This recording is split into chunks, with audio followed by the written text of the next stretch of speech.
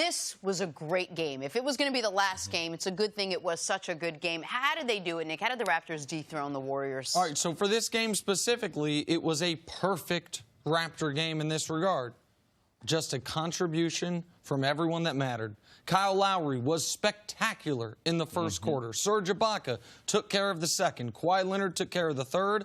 Fred VanVleet was the hero of the fourth. And who's the name we haven't mentioned? Pascal Siakam with the biggest bucket in Raptors history. Up one to push it to a three-point game with about 35 seconds left. That's how they did it. Nick Nurse, after I thought making some major coaching errors, one in particular in Game 5. You saw no hangover. I was worried all week about the hangover for the Raptors. None from him, none from his team. They didn't let, while the Warriors crowd was outstanding throughout, they didn't let it intimidate them. Kyle Lowry was critical in that regard.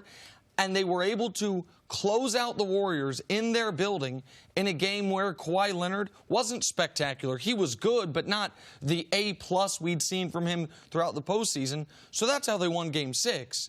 But the way they got to Game 6, the way they got to the finals, the way they got the second-best record in the league was having one of the very best players in the league in Kawhi Leonard and having him be sensational from the opening night of the playoffs up until the final night of the playoffs. That Masai Ujiri's team building, the risky but now it looks very fortuitous decision to move on from the Coach of the Year, Dwayne Casey, to bring in Nick Nurse. Yeah. We've now had, of the last 5 NBA champions, 3 of them have been rookie head coaches, Kerr, Lou, Nurse. All of that led to this moment last night where the Raptors have the greatest moment in Canadian basketball history since a Canadian James Naismith invented the sport. And the biggest one, to bring Kawhi knowing it could very well just be a year and to make the absolute most of what you could do bringing a guy in for what you think could be just a year. He did beyond what they even expected. When Kawhi Leonard comes there, and that was a great soundbite, him texting Kyle Lowry after, man, he was really disappointed. They trade his best friend after they had as good as you could have as a franchise without being a champion. LeBron James destroyed those dreams a number of times. And for Kawhi to get them to the NBA Finals, that was a real goal.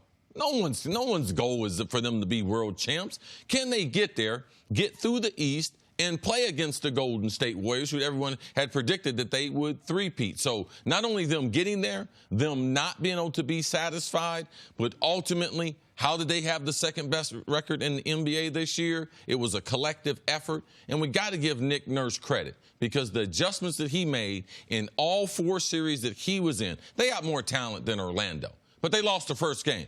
And he made adjustments series after series. And Fred VanVleet, putting him in the starting lineup for the second half, and you could see how it paid out, not only defensively on Steph, but offensively in Steph.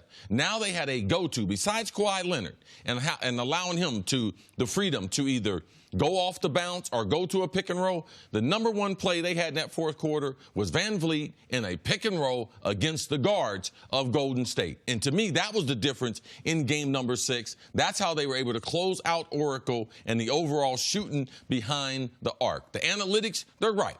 This game is better with the three-point shot in Toronto. And we said there's no way Golden State can make 23s the way they did in game 5.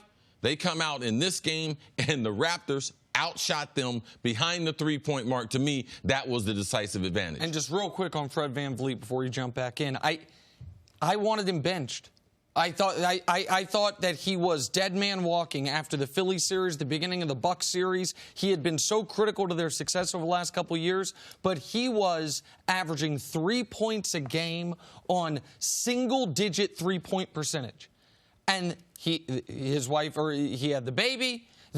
He ends up finding himself again, and he all of a sudden gets a Finals MVP vote. He all of a sudden is critical in slowing down Stephen Curry in the biggest quarter in Raptors history. He's out there, the one guy, because the Raptors, it would appear that the Warriors were focusing on Kawhi, making other guys try to beat him, and it was a lot of possessions where there's 7 on the shot clock. They're 34 feet from the basket with nothing going. FVV kept bailing them out, a guy who his coach had to keep putting out there, keep having faith in. I thought that Jeremy Lin might replace him in round number 2, and he had a great moment. That's a cumulative effort. Look, you can't take anything away from what the Raptors did. They had a fantastic postseason run and a fantastic finals run.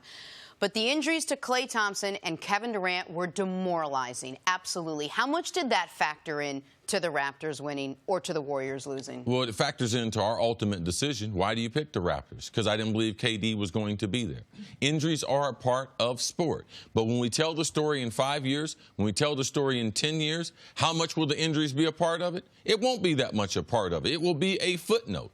Championships are championships. When you look at this game of basketball that is dominated in North America, in the United States, and to have the Golden State Warriors, since Michael Jordan's 2 3-peats, this is the best basketball team that I have seen, the best collection of talent that I've seen. And for Toronto Raptors, no matter what, there is no excuses. Man, they got it done. They got it because the Warriors, it was on the board. They were still good enough to beat the Raptors without KD. But they weren't able to beat them if Boogie Cousins wasn't going to be good, if Draymond wasn't going to be good, Iggy was going to have to be spectacular, and we saw what we got from Klay. So, yes, you can't look at this 6-game series and say, oh, man, it would have been different if they weren't been injured. Of course it would have. This is one of the most talented teams that we've ever seen. But did the Raptors take advantage of it? Did they fold under the pressure? People, I told you, that crowd, man, did they have something to do with it? When it comes down to it, no.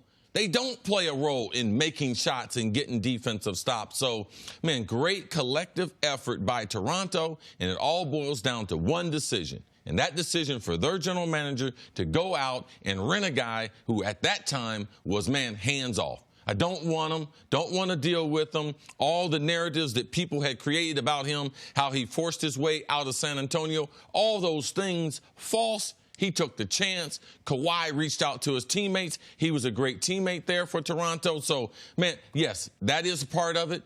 Injuries are a part of sports. They couldn't overcome them. On the injuries front, would this series have gone differently if Kevin Durant were fully healthy, if Klay Thompson doesn't get hurt, if Boogie Thompson didn't get hurt in the first round of the playoffs? Probably. And for the Warriors, when we look at their finals losses, this is one that they can say, man, injuries got us. And much like the Cavs in 2015 can say, man, injuries got us. But I don't think it's fair for the champion, for the winner, to discount what they did because the opponent was injured. Because there's an interesting perspective on it. And I had never thought of it, but one of the biggest Warriors fans I follow on Twitter, who's a great writer, a guy named Ezekiel Kwaku, made this point. In 2016, if in Game 4, Steph Curry had gotten hurt, blown out his knee, and then the Cavs go on to win Games 5, 6, 7, we'd say, oh, well, Steph wasn't there. But they ended up winning 5, 6, 7, even though he was there. Point being, maybe if Durant played, Raptors still win. Maybe if Klay never goes down, Raptors still win. We don't know what they would have been able to do against a fully healthy team. So while for the Warriors, it's not an excuse, it's an explanation why they didn't win. For the Raptors, they get full credit for their title. Toronto Raptors played the Golden State Warriors 8 times this season. They won 6 of those games. Yep. They won 4 games in Oracle. Yep. Okay, so they are the right team to be able to close it down. They are the team that should be crowned champion, and it just speaks to the NBA. I tweeted last night, man, they used to have this commercial. We grew up with the NBA, and all these stars just yelling into the camera. The NBA is fantastic. And last night, man, it capped it off. Congratulations to Toronto. They earned it. Good win for the Toronto Raptors. Thanks for watching. Subscribe here to get the latest from the show. Also, be sure to check out more of the best clips from First Things First, or go watch a few segments from our other shows on FS1.